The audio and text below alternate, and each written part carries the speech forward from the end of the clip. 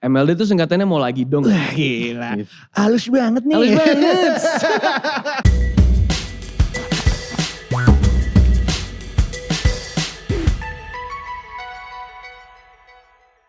Kalau kita ngomongin soal hip hop di era 90-an di Indonesia nih, pasti kita langsung kepikiran nama sebesar seorang Iwake. Atau mungkin di tahun 2000-an nih, nama Saikoji juga bisa dibilang satu orang yang emang konsisten di dunia hip hop dan emang terkenal sampai sekarang nih. Dan pastinya nih, sampai sekarang juga kita lihat makin banyak nih pertumbuhan dari musisi-musisi yang makin explore dunia hip hop sampai bisa menjadi seorang artis yang go international. Salah satunya nih yang bakal kita ajak ngobrol untuk tamu kita kali ini di episode terbaru dari MLD Podcast adalah seorang rapper yang ada di sebuah label internasional. Gila. Dia ini pernah satu ruangan sama Kanye West ya? I wish, man. Jadi kita bakal ngobrol-ngobrol barengan sama seorang bintang tamu kita yang masih muda, berbakat dan salah satu rapper. Udah tua ya? Udah kumisan sih ya. Dia dikontrak barengan sama sebuah label yang namanya Def Jam Southeast Asia. Yes sir. Dan ada di satu label berarti bersama dengan Justin Bieber dan juga Kanye West. Gokil. Gokil banget ya. Gokil banget. Go internasional ya? Go internasional. Tapi apa sih kata go, maksudnya go internasional tuh apa sih? Kita tanya Agnes mau kalau gitu ya. Oke. Tapi sebelum kita panjang lebar ngobrol-ngobrol barengan sama bintang tamu kita untuk minggu ini, pastinya kita mau ngingetin dulu untuk MLD Podcast. Jangan lupa dong untuk follow Spotify kita di MLD Podcast. Jadi lo bisa dengerin episode-episode terbaru dan episode-episode sebelumnya. Dan jangan lupa juga subscribe YouTube channel kita MLD Spot TV. Lo bisa dengerin dan juga lihat video-video menarik dan inspiratif. Jangan lupa di like, di subscribe, di komen. Langsung bunyiin lonceng notifikasi buat tahu updatean video-video terbaru. Dan follow juga nih Instagram kita di @MLDspot. Langsung aja nih kita ajak ngobrol. Untuk bintang tamu kita kali ini adalah seorang Ariel Nayaka. Yeah, what's up man? Udah. Party horror. Udah. Pastinya kita mau ngucapin selamat dulu ya. Karena lo baru aja merilis album barengan sama teman-teman lo Blue Room Boys. Yes. EP perdana berarti ya? Iya, actually full album sih. Full album nih technically. Full album dengan judul You're Amazing. You're Amazing. Lagunya yang gue paling suka adalah Amazing. Yes. That song is amazing. Shout out Monica Karina. Tapi lo kan adalah seorang rapper. Lo adalah produser juga. Tapi lo ngeband juga berarti ini bisa dibilang satu side project lo atau produk iseng-iseng doang atau gimana nih men? Sebenarnya sih awalnya nggak bisa dibilang lumayan iseng-iseng ya. Okay. Kayak kita jamming di rumah. Kenapa namanya Blue Room Boys? Karena studio gue namanya Blue Room. Oke. Pasti catnya hijau ya? Bener banget ya kan. Nah, tapi kita sebenarnya awalnya cuma jamming doang sih. Kayak kita nggak cover lagu-lagu without a crowd. Cuma di rumah doang jamming segala macam. Sampai akhirnya kita dapat opportunity buat manggung di beberapa kafe-kafe di Jakarta. Okay. And we kinda dapat nama lah dari situ ya. Dapat nama dari situ. Sampai akhirnya kita tour tahun 2018. Oke, tur Jawa ya? Tur Jawa. Jadi Jawa, Jakarta, Bandung, Jogja, Surabaya. Bali juga? Bali gak sempat. Oh, Bali belum sempat. Tapi jadi kita bareng gestar, bawa gestar kayak ada Ayub John, ada Rai Putra, ikutan nama kita, and then akhirnya puncaknya kita selesai main di WTF waktu itu. Main di WTF, mungkin setelah bangun di WTF kita langsung realize maybe it's time for us untuk bikin album kali ya. Mulai dari kita tuh garap materi dari situ. Jadi dari iseng akhirnya diseriusin gitu ya? Iya men. Iseng-iseng berhadiah ceritanya. Asli. Tapi bisa dibilang gini, lo kan adalah seorang rapper. Konsisten di musik hip hop nih berarti, di genre hip hop. Tapi dulunya lo adalah seseorang yang pastinya memuja, suka banget sama rapper-rapper. Rapper yang ngebuat lo kayak I wanna become a rapper. Awalnya sih dulu Mac Miller ya. Mac Miller salah satunya yang bikin gue merasa I wanna try this. Itu Mac Miller and then Drake. Di era-era itu lah Kendrick, J. Cole. Tapi pertama kali gue sebenarnya suka hip hop tuh di era sebelum itu. Di 50 Cent, Eminem. Makanya suka nge-gym ya? Kayak 50 Cent kayak di video in the club. Go gitu. Oke. Tapi lo ngelihat di Indonesia gitu ya. Scene hip hop di tahun 90-an sampai 2000-an atau mungkin sampai sekarang. Itu sebenarnya gimana sih kalau menurut lo sendiri yang udah ada di dalamnya nih? 90-an sampai 2000-an ya. Itu menurut gue bagus banget sih. Kayak mereka cukup lay foundation yang cukup bagus ya. Shout out ke Iwake, Bang Igor, Saikoji. And everybody else di era itu karena mereka bisa dibilang yang ngebukain pintu buat kita.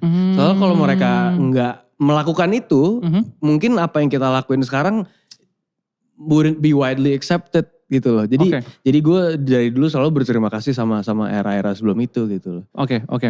Tapi ngelihat rapper-rapper yang sukses di era 90-an, 2000-an gitu ya. Itu ngebuat lo juga yakin kalau misalnya emang ada pasarnya di Indonesia gitu. Iya sih, tapi gue dari dulu gak pernah mikir sejauh itu sih. Gue lebih ke ya udah gue suka bikin musik, gue suka dengerin hip hop, gue suka nulis. And then gue bikin musik awalnya, jadi album pertama gue itu tuh sebenarnya gak ada di SoundCloud atau di streaming gitu. Ada judulnya namanya Sleepless Nights. Nights-nya Nights Warrior, Nights Satria gitu. Sleepless Nights. Nah itu gue bikin karena gue cuma pengen buat gue konsumsi sendiri aja. Gue punya lagu nih. Iya, gue punya lagu nih. Dan gue gak terlalu sharing ke orang-orang. And then like I never really had the idea of gue harus gede dari hip hop. Itu pada saat itu enggak men. Jadi gak ambi dari awal gitu ya? Enggak terlalu sebenarnya. Gue cuma seneng bikin musiknya. Dan gue merasa bikin musik itu ketika gue lagi di studio. Itu tuh cukup terapeutik ya bisa disebut. Jadi ya awalnya mulai dari situ sampai akhirnya teman-teman gue denger, mereka bilang, lu coba deh lu seriusin segala macem. Did 1-2 shows and yeah man, eventually gue bikin album namanya Curriculum Vitae. Yang gue bikin sendiri semua di kamar with some friends yang jadi produser. Terus itu akhirnya masuk ke Rolling Stones Indonesia. Salah satu album yang masuk ke list album yang album terbaik 2016. Terus gue yang kayak wow, padahal ini iseng-iseng aja loh gitu loh. So, mungkin lah dari situ gue baru mulai ngerasa maybe I should take this seriously. Karena ya ada recognition dari orang juga gitu. Kayak oh you're good at this. Exactly. Tapi gini, hip hop tuh kan emang rokok dulu dong. Rokok dulu kali ya. Gila. Ngudut dulu dong. Korek. Oke, siap. Boleh. Siap bang. Coba testimoni lu dong. MLD tuh singkatannya mau lagi dong. Gila. Halus banget nih. Hip hop nih ya. Yoi. Terkenal dan emang dikenalnya sebagai musiknya orang-orang African American. Yang identik seperti itu. Gue juga pernah dengar beberapa orang yang komentarin seputar gini, rapper-rapper yang ada di Korea Selatan atau musisi-musisi Korea Selatan. Bukan Korea Utara ya? Bukan dong. Kalau itu main gitar akustik. Aduh aku takut nih. Nah katanya mereka tuh dibilang cultural appropriation. Oke. Terus ngelihat orang-orang di Indonesia, khususnya di Asia gitu ya, itu ada tanggapan-tanggapan seperti itu juga gak sih? Pasti semua orang, pasti ada aja lah anywhere around the world gitu loh. Orang yang bilang ini cultural appropriation atau segala macam. Tapi at the end of the day, culture is to be shared gak sih? Ya kan, in order, ini menurut gue ya, maybe some people punya opinion yang beda lagi. Tapi kalau menurut gue tuh culture tuh harus evolve dong ya. Maksudnya ada core dan basisnya. Tapi kalau misalnya dia evolve tuh harus take some influences atau take beberapa dari culture lain juga gitu loh. Jadi the way I see it, culture is kind of like genres, genre of music. Jadi kayak genre of music ada base-base-nya ini. Sama culture juga ada basic-basicnya ada ini. Tapi semakin dia evolve dan evolution, you cannot deny that dia tuh harus ada influence dari culture lain untuk gabung. Jadi kayak jazz gabung sama apa jadi fusion jazz. Iya. Berarti sekarang kayaknya anggapan itu juga mulai hilang gara-gara emang makin banyak rapper-rapper Asia yang diterima di dunia gitu ya. Salah satunya adalah kehadiran seorang Ariel Nayaka di sini. Keren. Tapi alasannya kenapa mereka bisa tertarik tuh kenapa sih? Gara-gara rapper-rapper di sana tuh kayaknya gitu-gitu aja atau gimana? Maksudnya tertarik? Soalnya makin banyak nih orang-orang di Amerika sendiri contohnya yang udah mulai tertarik ya kayak contohnya lo desain sama Def Jam yang sebuah label yang emang besar gitu. I think ini sih kayak mereka bukan masalah tertarik tapi lebih ke appreciate.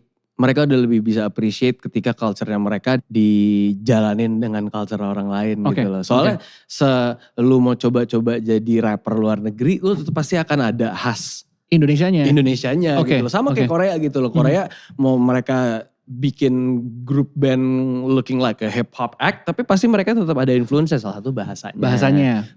Pakaiannya segala macam. Pasti ada some sort of influence dari where they came from gitu loh. Representationnya tuh pasti ada. Dan ya lo ngerasa lo juga tetap bisa merepresentasikan Indonesia gitu ya? Iya man. Of course. Soalnya gini mimpi gue tuh dari dulu bukan untuk bukan untuk harus besar menjadi musisi yang gede di Hollywood or whatever. Nah, tapi lebih ke gimana gue bisa nyampe sana dengan bawa kultur Indonesia sendiri. Oke. Gitu. Tapi kan gini, lo udah lama di dunia musik gitu ya, sebagai seorang artis independen. Kayak lo bikin semuanya sendiri, dari musiknya sampai rilisnya, video klip, you name it, gitu kan, semua lo bikin sendiri. Dan ya bisa dibilang lo udah ahli nih gara-gara keseringan bikin secara independen gitu ya. Terus di satu sisi sekarang lo ada di fase dimana lo ada di sebuah label yang besar. Perbedaannya apa yang lo rasain, men? Perbedaannya sih sebenarnya kurang lebih sama ya, soalnya at the end of the day kalau menurut gue sih musisi mau di major label atau independen, lu ujung-ujungnya harus be in control sama apa yang lu buat gitu. Lu mau bikin musik video, lu bisa mungkin kalau major label mereka yang ngasih konsep atau segala macam, tapi at the end of the day core dan base-nya adalah diri lu sendiri. Dan I don't think that kind of changes. It shouldn't change ketika lu dari independen, mau lu musisi independen atau lu musisi dalam major label gitu.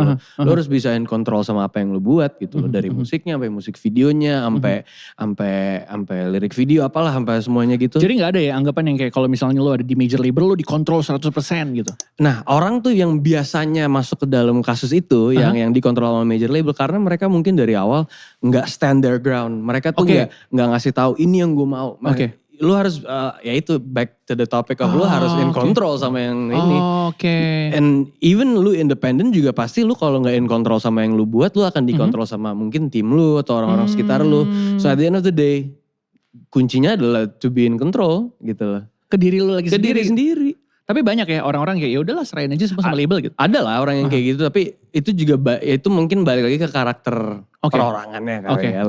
Maksudnya lebih nyaman kayak gimana. Tapi kalau gue sih, gue emang dari dulu selalu I'm kind of like a control freak. Jadi with everything that I make, dari artnya gue apalah segala macam itu gue harus involved 100%. Tapi gini, privilege-nya apa dengan lo ada di sebuah label besar?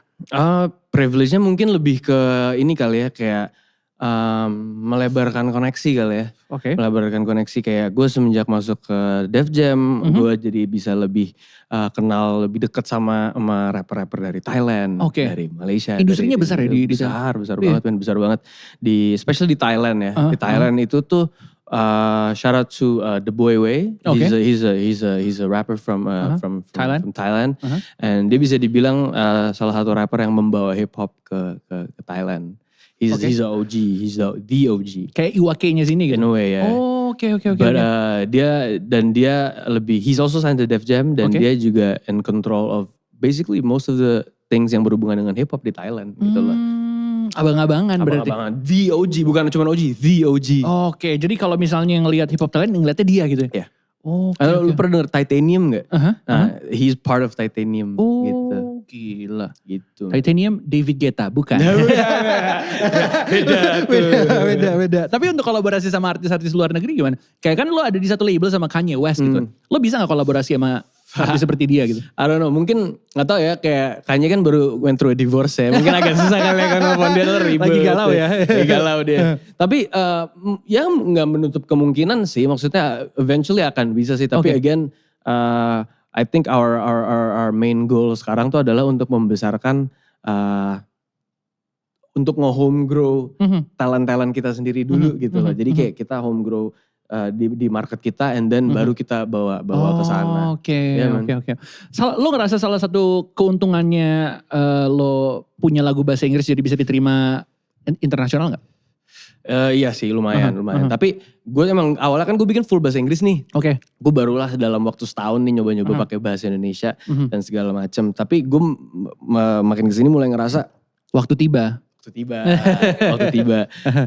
Itu salah satu example di mana gue mulai ngerasa ada keperluannya untuk menggunakan dua bahasa. Karena kalau menggunakan bahasa Inggris doang mungkin bisa berkompetisi dan diterima di sana.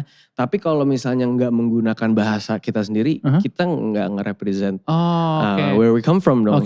I think kalau kita bisa bikin lagu yang bilingual, itu cukup bisa ngasih sebuah lagu ke market sana untuk bisa di-accept dan juga meng-educate lah in a way.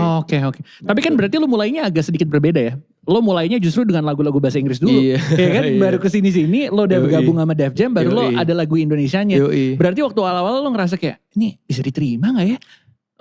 Sempet ada perasaan kayak gitu, tapi it never really, gak pernah ngebother gue dan mengganti haluan gue harus, gue harus bikin pakai bahasa. Gue bikin pakai bahasa karena gue udah mulai ngerasa comfort dengan menulis pakai bahasa. Bahasa Indonesia gue tuh jujur aja nih ya, vocabulary-nya sangat minim. Sangat minim. Nggak bisa nih nongkrong sama kita nih. Gak bisa. Gak bisa bahasa Inggris. Kebalikannya tapi. Gak bisa bahasa Indonesia. Gak bisa bahasa Indonesia. Gitu. Oke. Jadi itu yang ngebuat akhirnya lo awal-awalnya mulai untuk bikin sebuah lagu, sebuah album dari bahasa Inggris semua gitu. Karena emang balik lagi kenyamannya lo. Kenyamannya sendiri. Berarti proses untuk bisa bikin lagu bahasa Indonesia berat juga dong. Lumayan man. Dan gue harus shout out ke Lace. Dia yang agak ngebantuin gue kalau lagi studioan. Terus dia yang kayak, lu coba deh pakai bahasa, lu coba deh ini, lu coba gitu. Iya, karena dia bahasa Indonesia semua dia bahasa Indonesia banget dan emang menurut gue ya, maksudnya banyak ya of course banyak banget yang bahasa Indonesianya bagus dalam hip hop, tapi kalau menurut gue Lace tuh salah satu yang Shout out to Lace. Shout out Lace bro. Kita undang Lace kali abis ini. Nah gini ya, gue ngeliat kayak gue pertama kenal seorang Ariel Nayaka tuh waktu gue denger lagunya Zero to One. Barengan sama Rai sama Emir Hermono. Yoi. Udah gitu 3 AM in Jakarta. Yes, lagu-lagu buat mantan gue semua. Buat mantannya dia semua. Itu awal-awal banget tuh ya. Awal banget. Terus kalau misalnya kita ngeliat ke sekarang, orang-orang banyak yang udah mulai bilang gini kayak gue pengen nge-rap gara-gara Ariel Nayaka. Gue pengen nge-rap gara-gara Rai Putra. Gue pengen nge-rap gara-gara seorang Lace gitu ya. Jadi gimana ya, kayak lo set the new bar for Indonesian hip hop movement gitu kan. Tapi pertanyaannya gini, udah mulai banyak nih rapper-rapper baru bermunculan. Gimana caranya untuk lo tetap bisa jadi ya one of a kind amongst other people? Ujung-ujungnya sih sebenarnya might sound cheesy and cliche banget. Tapi ujung-ujungnya jadi diri sendiri sih. Soalnya kayak kalau lo jadi diri sendiri dan lo menjadi diri sendiri di lagu-lagu lu, di image lu, di brandingan lu. People can tell ini lu lagi jadi diri sendiri atau lu trying to be somebody else. Gitu. Tapi di awal prosesnya lu pernah gak untuk coba jadi somebody else? Of course. Gue sering banget dulu nyobain kayak lagi di studio gitu, gue dapet beat apa, terus gue mikirnya kayak, ini kalau gue jadi Travis Scott, pakai autotune, straight up, it's lit. Gue mau ngehajar beatnya gimana gitu loh. Jadi I put myself in his shoes. Tapi ketika gue melakukan itu, ujung-ujungnya gue ya sama kayak the influence of culture. Gue ngambil what I like from how he does the music dan segala macam, dicampur sama cara yang gue nyamannya gimana, dapatlah sound gue gitu. Soalnya pasti semua rapper-rapper yang udah gede sekarang kayak Drake atau siapa gitu, pasti mereka ngambil influence dari Jay-Z, dari Biggie, dari angkatan-angkatan itu gitu loh. Jadi it's normal to take influence dari somebody else, but jangan fully be them gitu loh. Karena ntar jatuhnya copycat. Gak ada one of a kind-nya. Jadi two of a kind. Jadi two of a kind dong gitu. Nih tapi di salah satu interview lo ya, gue pernah nonton gitu ya, kalau lo bilang cita-cita lo tuh adalah jadi jembatan buat rapper-rapper Indonesia supaya bisa kolaborasi sama musisi-musisi internasional. Sebenarnya emang gampang untuk bisa ngelakuin kayak gitu men? Enggak sih men, kayak harus pinter untuk bersosialisasi dengan orang yang di luar comfort zone. Itu yang pasti. Kayak awal-awalnya gue sempet main-main ke Malaysia buat ketemu rapper, producer, and then I played in their festival and whatever. Itu di situ gue ngabisin waktu juga untuk connect sama mereka. Dan itu kan bisa dibilang orang-orang yang sangat jauh di luar circle comfortable gue kan. Iya bener, bahasanya juga sedikit-sedikit beda. Tapi banyak kesamaannya juga gitu loh. Jadi dari situ gue bisa bikin some sort of relationship sampai akhirnya next time gue kesananya gue udah ngajak teman baru nih dari Jakarta. Gue kenalin lah, terus teman-teman baru gue pada bikin bukan festival, mungkin kayak shows yang anak-anak Malaysia main di Jakarta, anak-anak Jakarta main di Malaysia. Dan itu gue senang banget. Semenjak gue ngelakuin dan ngebantu involve di situ, dari situlah gue punya kepikiran mungkin kalau gue bisa ada ability untuk bikin jembatan antara Jakarta sama Malaysia. Mungkin long term gue adalah untuk ngelakuin itu tapi to the whole world. Gitu. Dimulai dari Malaysia dulu. Dimulai dari situ. Jadi kayak lo gerillian ya sebenarnya dari negara ke negara. In a way. Koneksinya udah sampai mana aja nih kalau boleh tahu? Sampai sombong dong. Sampai Cipulir ke sana dikit. Sampai LA, Lenteng Agung.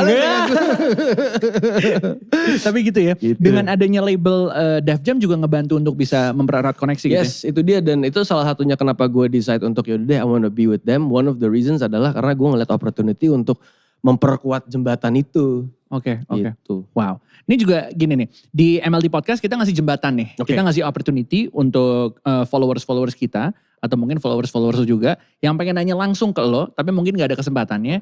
Ini adalah waktunya nih. Jadi kita bakal bacain beberapa pertanyaan-pertanyaan yang udah ada dari social media kita di Instagram di @mldspot. Kita bakal baca beberapa pertanyaannya. Sip. Pertanyaan nomor 1. Pertama. Dari @Sasa Laudisha. Cewek As nih. a rapper, iya cewek nih. As a rapper, siapa role model lo dalam bermusik? Drake man. Drake. Karena menurut gue Drake itu bisa Menyeimbangkan? Balance. Ngebalance. Anak Jaksel ya? Salfja. Menurut gue Drake tuh bisa balance antara bikin lagu yang banyak diterima sama pasar, as in like lagu pop kayak pop, lagu One Dance segala macam, tapi dia juga bisa bikin lagu-lagu yang for the rap heads, for the hip hop heads, bangers, you know, club music and like bars and just rapping. Itu sih menurut gue kayak that's why Drake tuh cukup jadi patokan gue karena dia diverse. Sama Nike Boys juga. Sama Nike Boys juga. Shout out to Nike. Langsung Nike dang. Jadi Drake ya nomor 1 ya. Kalau bisa apa namanya top 3 berarti selain Drake siapa lagi? Drake, my favorite rapper of all time is Biggie. Biggie is king of flows, man. Gue lebih suka Biggie sih sebenarnya daripada Tupac. Yeah, same. I mean Tupac also dope, but like respect. I think Biggie is like flow. Dia kalau dia bikin flow tuh ngalir banget, man. Kayak you know like the lyrics is dope, tapi the flow is just immaculate. Biggie. Terus siapa lagi? Satu lagi. Jay-Z, man. Jay-Z. The business aspect of Jay-Z. Karena Jay-Z pinter banget bisa, you know, memperluas nama dia just even outside of hip hop gitu loh. Dan itu penting banget sih. Drake, Biggie, and Jay-Z. Gila. East Coast nih. East Coast banget. Berikutnya @Yandiakeo. Ini dia name drop seseorang nih, man. Apa pendapat lo tentang rapper baru Joe Million? Joe Million gak baru. Udah gak baru sih sebenarnya. Joe Million he's a dope guy. Waktu itu gue sempet manggung sama dia pas di Soundrenalin. And yeah man, it was fucking dope because like he was very energetic dan lagu-lagunya dia tuh bener-bener apa adanya banget, energetic banget. Dia baru ngeluarin album by the way, kayak a month or 2 months ago. Mardial kan? Mardial ya, sama-sama Mardial, and menurut gue albumnya bagus banget sih, so check that out man. Shout out Joe Mill bro, dia gokil. Banyak yang bilang dia Eminem Indonesia. Yeah man. Gue ngeliat dia soalnya dia pernah review rumah-rumah di Jakarta. Serius? Iya kalau lihat Joe Million tuh dia pernah jadi salah satu host di salah satu channel gitu. Dia nge-review rumah untuk millennials man. Asik. Makanya gue pertama ketemu dia, gimana nih properti nih? Namanya jadi Joe Millennial. Shout out Joe Mill. Berikutnya @__ in most cases. That's a nice name. Iya man. Kenapa hip hop identik banget sama basket? I don't know ya. I mean, mungkin itu masuk dalam scope-nya hip hop kali ya. Hip hop kan ada break dance, ada graffiti, ada DJ. And I guess the sport yang paling dekat sama hip hop tuh basketball yang sih kayak. I mean like I don't really know the history of basketball and everything, tapi kayak dari dulu sih selalu identik kalau kayak di Amerika pemain basket pasti nongkrongnya sama sama rapper kan. Benar. It's just one culture aja sih. Terus banyak rapper yang pakai sepatu Jordan. Iya, banyak juga pemain basket yang pengen jadi rapper, ya kan? Taunya whack. But Kobe, R.I.P. Kobe dropped a really dope like hip hop song dulu sempet. Yeah man. Yeah. Did a verse on somebody's, I forgot who, tapi kalau kalian mau nyari ada deh. Kobe Mamba mentality man. Mamba mentality bro. Jadi gitu ya. Itu udah kejawab ya in most cases. Thank you very much for the question. Berikutnya @RiyadSmith5. Pernah gak nulis lirik lagu buat musik rap tapi ujung-ujungnya jadi lagu pop atau R&B? Pernah banget lagi. Gimana? Jadi gue tuh kalau nulis lirik tuh gue sebenarnya gak terlalu fokusin ini harus jadi hip hop ya? Iya, pokoknya harus jadi ini. Bahkan pernah gue mau nulis ini jadi lagu metal tiba-tiba. Oh iya? Iya man. Dulu kan vokalis metal? Yoi. Vokalis metal dulu. Terus ya mungkin masih ada kebawa insting dari situnya kali ya. Tapi gue emang pada dasarnya suka nulis aja sih. You know, I like to write stories. I like to, you know, just write gitu loh. Jadi ketika gue nulis sih, gue nulis aja dulu. And then baru pas gue lagi rekaman, dapet beat instrumental dengan vibe apa ya. Apapun yang cocok dengan apapun yang gue tulis, ya gue bakal terapin ke beat itu. Jadi gak harus ini lagu hip hop nih? Gak harus. Tapi berarti banyak lagu-lagu pop sama R&B yang lu bikin? Lumayan ya, contohnya di Blue Room Boys. Oke. Kan? Iya, di Blue Room Boys itu in the middle lah between hip hop, pop, R&B. Tapi gue ngerasa vibe Mac Miller di situ. Yeah man, bro, Mac Miller was one of the main inspiration juga dulu. Jadi kayak ya itu dapat dari situ sih lumayan. Jangan bunuh diri ya. Aduh. Rest in peace. Kalau stres mendingan ngerokok aja. Iya. Gila. Halus banget. Ini pertanyaan terakhir. Lo harus jawab dengan alasan berarti ya. Oke. Dari @Ardian Bantet nanyanya Jay-Z atau Kanye? Jay-Z. Alasannya kenapa nih? Karena selain business wise ya? Karena Jay-Z itu menurut gue as a rapper Jay-Z, but as a producer Kanye. Oke. Karena kalau when it comes to lyrics and storytelling of course Jay-Z. Oke. Tapi producer wise Kanye sih. Karena Kanye started out sebagai produser Jay-Z. Bener, produsernya Jay-Z. Yeah man, so and I think you kind of need both. Jadi agak susah sih untuk milih ya. Kalau secara general agak susah ya. Tapi just be Drake. Just be Drake, exactly. Just be Drake. He got both sides. He got both sides, man. Itu dia ya, pertanyaan-pertanyaan dari followers kita. Terima kasih banyak yang udah nanya. Dan kita mau ngingetin lagi, buat yang pengen nanya juga nih ke episode-episode kita berikutnya, ke bintang tamu kita berikutnya, boleh langsung nanya di @MLDspot, jangan lupa di follow. Dan request bintang tamu juga boleh, pengen nge-request bintang tamu siapa nih? Langsung tulis saja, nanti kita akan undang di MLD Podcast. Nah sekarang kembali lagi nih, ke obrolan-obrolan kita barengan sama seorang Ariel Nayaka. Bakar dulu sebelum ditanya. Coba lihat ke kamera. Mantap. Kan udah 2 tahun berarti lo gabung sama Def Jam ya? Udah 2 tahun ya. Udah banyak keliling-keliling. Ketemu sama musisi-musisi, rapper-rapper, musisi hip hop dari Asia Tenggara. Kesan-kesan lo gimana nih dan anggapan lo soal musik-musik hip hop di negara-negara Southeast Asia? Sangat maju sih sebenarnya. Sangat maju dalam hal apa nih? Lebih maju dari yang gue kira nih. Majunya in terms of, gue gak expect ternyata di Thailand hip hopnya segitu. Sebelum gue nyampe ke sana ya. Sebelumnya lo gak tahu sama sekali atau gimana? Pernah lah dengar one or two the big names like The Boyway and Titanium. I've always heard about them. Tapi kayak ketika nyampe ke sana gue baru ngeliat secara langsung. Iya ternyata segininya gitu. Manggung yang nonton banyak banget. Yang nonton banyak dan mereka sangat appreciate sama kayak gue kan mereka kan tadi nggak tahu lagu gue gitu kayak gue siapa gitu loh manggung di sana tapi mereka tetap joget gitu loh dan mereka they try to understand apa sih lagu gue kayak gimana dan even mereka nggak tahu lagu gue mereka tetap if it's time to put their hands up they put their hands up gitu loh jadi kayak it's very apresiasinya udah sangat tinggi sih.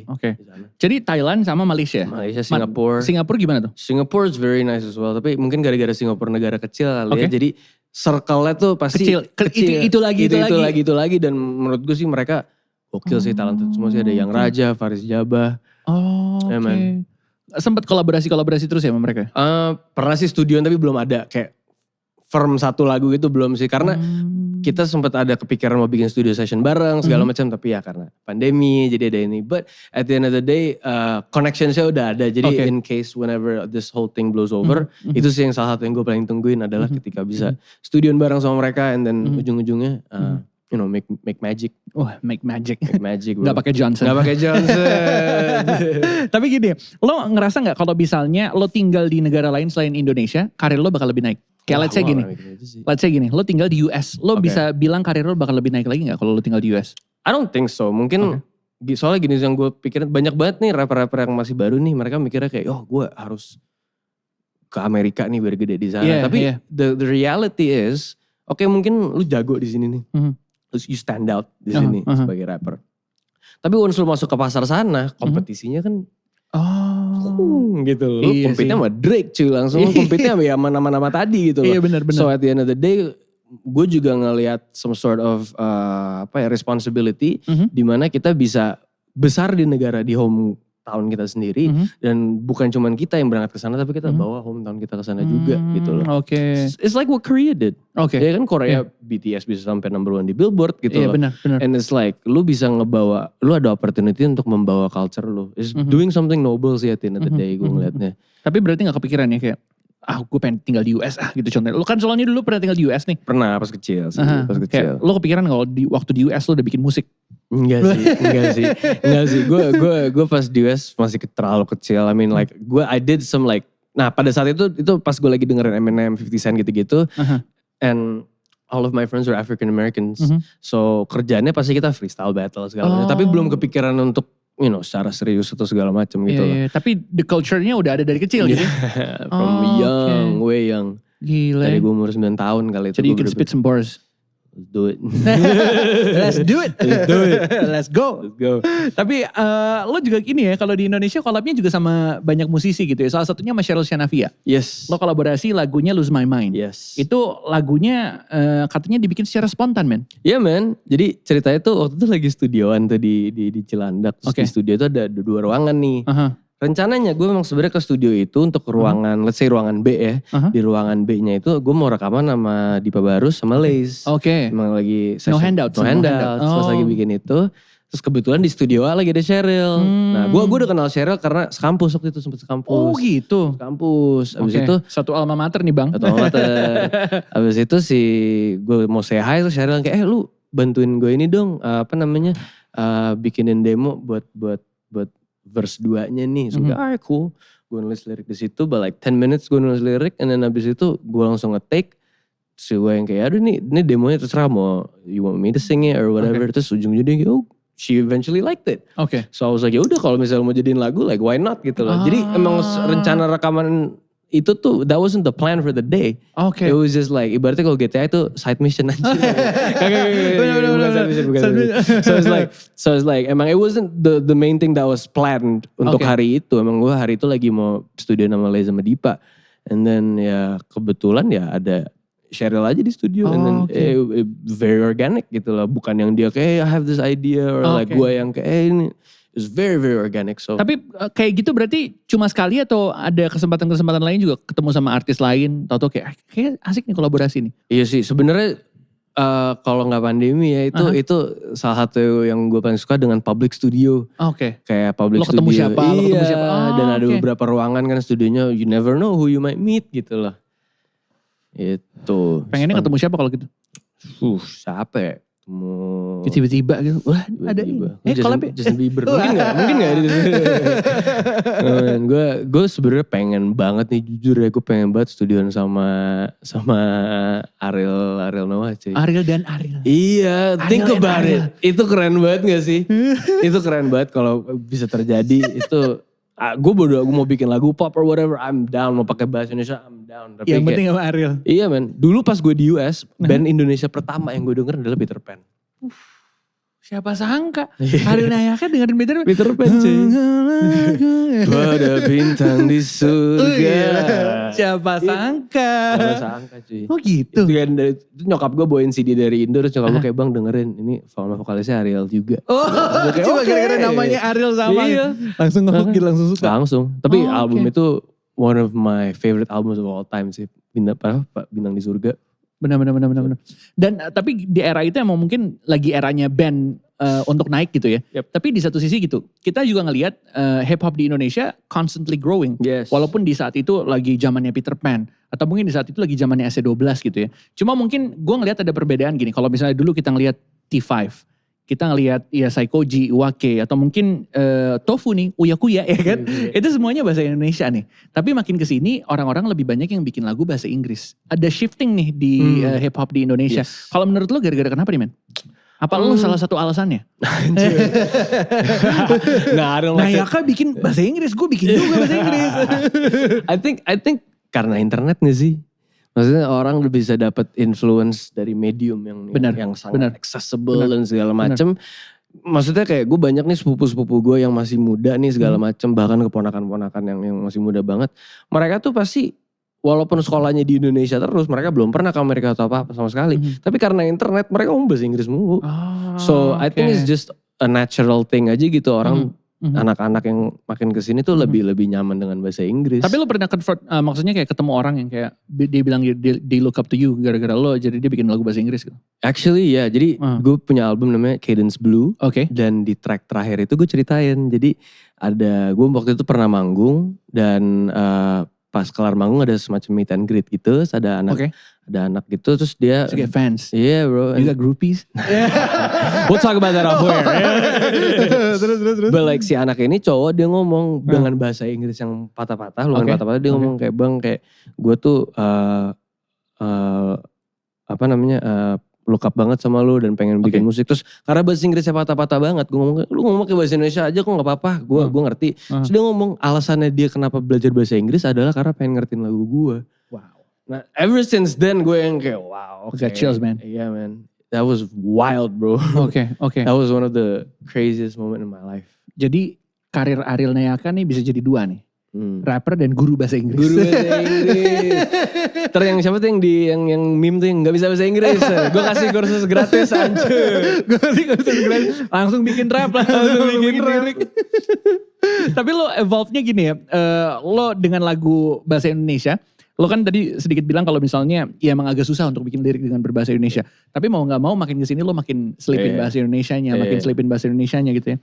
Berarti ini salah satu cara lo untuk evolve? I don't see it as cara untuk evolve, tapi lebih cara untuk gue jadi diri gue sendiri sih. Karena pada normalnya nih gue sehari-hari akan ngomong bahasa Indonesia, apa gimana? Nyampur. Ya kayak dari tadi kalau kalian perhatiin pasti gue ngomongnya tuh mixed gak sih? God, so cool, so jaksel bro. Kayak menurut aku sangat jaksel, you know what I mean? Like, yeah. I feel you man.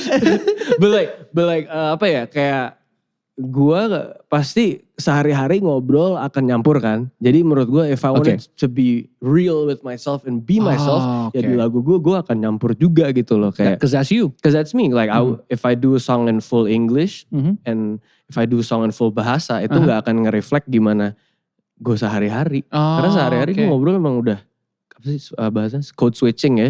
Jadi ya I think salah satu approach gue tuh ketika gue lagi bikin lagu adalah gue bakal pakai kata-kata pas gue nulis nih yang gue sehari-hari make. Dan gue bakal ngomong dengan cara gue ngomong sehari-hari gitu. Oke. Jadi in a way lo lebih bisa refleksiin diri lo. Yes. Walaupun ya gitu mungkin ada aja ya orang-orang ngecengin gitu, ini ngomongnya bahasa Inggris mulu nih susah nih. Gue dari kecil udah dapat banyak cengan gitu. Iya. Gue balik ke Indonesia terus kayak apa sih nih lu sok bule gitu bahasa Inggris. Tapi lo kok ngomong tangannya gak? Yo gini-gini gitu loh. Enggak sih. Tapi kayak maksudnya banyak banget gue dari gue pindah balik ke Indo tuh dari US SMP kan. Jadi bukan SMP di Jakarta. SMP di Jakarta. Jadi bukannya gue dibully sih enggak, tapi maksudnya kayak ada lah orang-orang yang ngomong apa. Ada deh cengan orang Indo kan. Iya biasalah dan gue di situ I never took it personal. Gue cuma tahu oke gue beda aja gitu. But I never saw as gue beda itu sebuah kelemahan ya. Gue dari dulu terus ngeliat gue beda tuh sebagai kayak super power gitu cuy. Iya gak sih kayak lu stand out cuy kayak why if anybody is different kenapa lu harus ngerasa insecure gitu. Justru harusnya seneng men lu beda. Buat apa semua orang seragaman sama semua lu gak? Jadi barisan aja gitu, ngerti gak sih? Kayak, jadi in a way you encourage a lot of people to do that as well? Yeah man, intinya not necessarily encourage untuk code switching ya, tapi encourage people untuk jadi diri sendiri gitu loh. Kayak karena kalau lu jadi bukan bahasanya ya? Bukan bahasanya, tapi kalau emang lu sehari-harinya kayak gini, ya lu kayak gini gitu. Jangan try so hard to be somebody else. Because people can spot that from a mile away. Man. Gue anaknya jaksel banget. Jaksel banget bro. Tapi kayak halo enggak kayaknya. Yeah, exactly. Tapi ya balik lagi berarti jadi diri sendiri ya.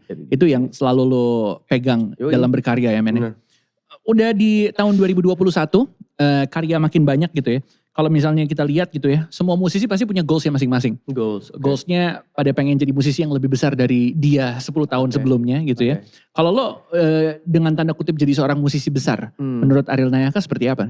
Sebenarnya ya, one of my main goals tuh alhamdulillah udah sempet tercapai sih. Which is ngeyakinin ke nyokap gue bahwa ini sesuatu musik tuh bisa ngehasilin, bisa jadi jalan hidup lo. Bisa jadi jalan hidup dan dia bisa nge-accept itu gitu loh. Dan itu terjadi pas di AMI Awards 2018. Itu gue dapat nominasi album terbaik di general kategori. Dan itu album hip hop pertama yang masuk situ dan album full English yang masuk nominasi itu gitu loh. Dan gue ajak date gue nyokap gue. Plus one ya? Plus one. Jadi gue yang kayak maksudnya kayak ini mam I wanna show you. Gitu. Jadi Walaupun gue gak menang, tapi on the way home nyokap gue kayak, I did win sama Dipa sama Ramen sama Mattermost. Ada pialanya berarti ya? Ada produksi hip hop buat lagu Decide. Jadi abis itu pas kita balik nyokap gue yang kayak, mama ngerti bang. Itu di situ a huge weight off my shoulder. Dan gue bener-bener kayak oke. Tapi emang waktu awal-awal penentangannya kayak gimana? Kayak lo disuruh ngapain sama nyokap lo? Nyelesain kuliah. Lo disuruh jadi PNS gitu? Enggak. Nyokap gue dari dulu kayak alhamdulillah cukup support lah apapun yang gue mau ngelakuin. Tapi selalu lah ada yang kayak selesain kuliah inilah segala macem. Dan ya gue gak selesai kuliahnya gitu loh. College dropout, shout out Kanye. Yoi. Gitu loh. Tapi maksudnya, nah ini gue bukannya mau ngasih tau orang cabut dari kuliah. Jangan. Tapi maksudnya kayak kalau lu mau nge-prove sesuatu ke orang tua ya lu harus put in effortnya juga sih. Oke. Gitu. Ya itu juga berdasarkan hasil gitu ya. Iya. Jangan kayak lo hasil gak jelas gitu. Bukan cuman gue drop out terus gitu loh. Itu Apple aja bisa ya. Tapi lo gak ada buktinya. Iya makanya lu harus ada hard work aja. Maksudnya bahkan hard worknya tuh harus double or triple times gitu loh. Oke. Really wanna do what you want. Jadi udah dapat afirmasi dari seorang nyokap. Iya man. Next goal for you apa nih? My next goal for me is mungkin lebih memperkuat si jembatan tadi itu ya. Biar soalnya gue yakin banget man potensi hip hop di Indonesia itu gak kalah man sama di US sama even di Asia Tenggara tuh gak kalah. Dan gue pengen bisa at least membantu untuk memberi sorotan lah ke ini di Indonesia ini banyak nih gitu loh yang doing this stuff. Gitu. Apa sih ininya poin plusnya dari musisi Indonesia itu ada apanya sih yang membuat lo yakin kayak? Karena menurut gue cuman di Indonesia, di Asia Tenggara nih, cuman Indonesia yang culture-nya sebanyak ini. Oke. Ya kan kita negara paling luas di Asia Tenggara. Dari Sabang ke Merauke, dari timur ke barat, itu tuh bener-bener culture-nya beda-beda semua. Dari sini ke Jogja aja culture-nya udah berubah ya kan. Dari Jogja ke Surabaya udah berubah lagi. Bener. That's just Jawa man. Belum Bali, belum Lombok, belum all these. Indonesia Timur, Papua, Maluku. Timur tuh syarat ke hip hop di Indonesia Timur ya. Kalian tuh keep doing what you guys are doing man. Itu gokil banget dan menurut gue mereka semua deserve to get more recognition. Itu sih. Syarat untuk muka rakatnya. Syarat muka rakat, guys muka rakat. Tapi lo pengen dilihatnya sebagai seorang musisi seperti apa men? Aduh gue gak pernah mikirin itu ya, gue cuman pengen, ya udahlah gue bikin musik. If people like it, if they don't, it's fine. Dan gue cuman pengen maybe have an image of like letting people know that it's okay to be yourself. Gitu loh, kayak bukan ke musiknya tapi lebih ke how you are as a person kali ya. Tapi lo pengen gak suatu saat nanti dibilang abang-abangannya hip hop Indonesia? Kayak mau ngayaka dulu lo, sowan dulu. Enggak, gue sans banget. Gue ibaratnya I'm like the chill uncle. Gitu. Chill uncle. Uncle Nai. Santai banget gue mah kayak you don't really have to oh ya ini gue gini gara-gara naik. I'm not looking for recognition atau apa. I'm just making music aja. Tapi di saat lo making music, other people as well are making music. Generasi-generasi di bawah juga making music gitu ya. Lo ngelihat generasi di bawah lo gimana men? Gokil man. Generasi-generasi bawah tuh they always find something new that's very dope. Contohnya si Envy Mob. Envy Mob is a group of young rappers. It's about like 5-6 people I think. But they each have their masing-masing karakternya masing-masing kayak ada. Ini Onar back in the day. Iya kayak Onar kayak Out Future gitu loh. They have their own distinct karakter lah masing-masing dan itu sih menurut gue yang bagus lah untuk ini for the future of hip hop. What can you do to help the next generation of hip hop? I mean, at the end of the day, as much as I want to try to help, pasti kayak ujung-ujungnya they have to help themselves gak sih? So the best thing that young rappers can do adalah just to release music. Because nobody will ever know kalian tuh akan kayak apa, soundnya kayak apa, karakter kalian apa, branding kalian kayak apa. Kalau kalian gak ngerilis materi gitu loh. So if you guys are an independent musician starting out, the best thing you can do is just drop music. Dan jangan pernah takut untuk aduh takut lagunya gak diterima. Drop aja dulu. Ya, sikat aja dulu gitu sikat aja dulu. Tapi lo nge-produksi juga gak sih banyak artis-artis baru gitu lo produce gitu? Produksi ada beberapa, but like they're still in the works segala macem, so I can't really say who. Tapi gue juga banyak ngerjain mixing mastering sih. Gue pada dasarnya senang studioan sih. Oh iya? Senang banget gue studioan. Gue senang banget studioan. And pas lagi studioan ya pasti gue antara ngerjain project gue atau project orang lain. Gitu. Lebih senang di panggung apa di studio berarti? Jujur Di studio.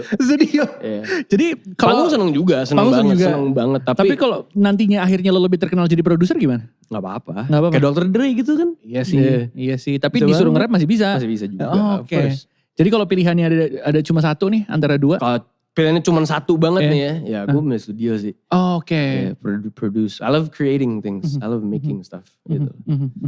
Dan emang udah terbukti dengan karya-karya yang udah dirilis gitu ya. Nggak kaleng-kaleng.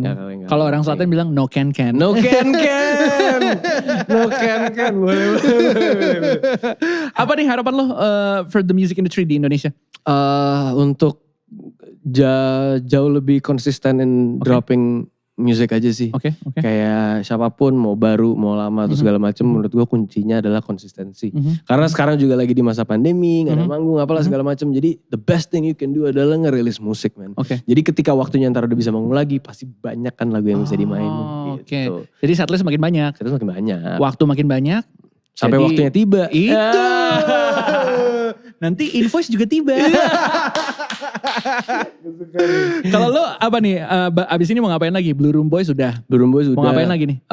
Kita bakal, I'm trying to have both jalan simultaneously. Barengan gitu, secara barengan kayak. Kalau bisa dipaketin ya? Kalau bisa dipaketin gitu. Ntar ada festival apa nih, kalau bisa undang dalam satu weekend ada Nayaka sama ada Blue Room Boys. Bisa. 2 kali tanda tangan. Itu dia, 2 kali invoice-nya tiba.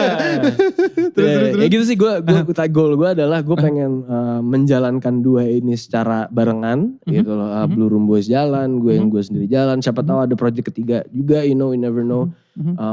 But yeah man, gue bakal terus bikin musik aja sih. Pernah kepikiran switch genre? Metal udah. I mean di Blue Room Boys a bit switch genre sih ya. So I guess to start from there. Tapi ya gue gak pernah akan nutup kemungkinan. Gak pernah ngotak-ngotakin gitu ya? Just making music, apa yang lo suka. Gak pernah gue kotak-kotak, I'm a full circle bro. Full circle. Muter aja. Well, pastinya kita berterima kasih untuk kedatangan lo di sini. Thank you very much, and of course good luck with career, with everything, with the music industry. Thank you bro. Good luck grooming up the future generation. Yeah, grooming. Jadi barber kali ya. Karena kan lo udah tua. Any special message to our listeners right now? Yeah guys, keep doing what you guys are doing. Always put in 110% in whatever you love doing. And jangan lupa sholat 5 waktu. Keren. Selalu ada pesan positif. Harus dong. Gila. Oke, terima kasih banyak Ariel Nayaka udah mampir-mampir ke studio kita ngobrol-ngobrol panjang lebar seputar hip hop di Indonesia dan seputar karir lo, dan tentunya kita juga mau ngucapin terima kasih banyak yang udah dengerin podcast kita. Jangan lupa untuk follow Spotify kita di MLD Podcast, langsung search saja. Dan subscribe juga YouTube channel kita di MLD Spot TV. Langsung subscribe, like, comment, share ke semua teman-teman lo. Dan bunyiin lonceng notifikasi buat tahu updatean video terbaru. And last but not least, follow Instagram kita di @MLDspot buat tahu info dan update terbaru yang inspiratif. Dan jangan lupa juga untuk request bintang tamu dan nanya pertanyaan-pertanyaan ke bintang tamu kita. And last one, jangan lupa kita juga punya game barengan sama Ariel Nayaka. So you gonna spit some bars? Oh, let's do it man. But you gotta spit some with me too. I'm gonna get out of here. Nanti nih bakal ada videonya juga game kita barengan sama Ariel Nayaka yang ada di YouTube channel kita. Jangan lupa di MLD Spot TV. Alright, kalau gitu Reza Kadri pamit. And before we get out of here, don't forget. Get yourself inspired by MLD Spot. Thank you very much, Ariel Nayaka. Yes, thank you bro.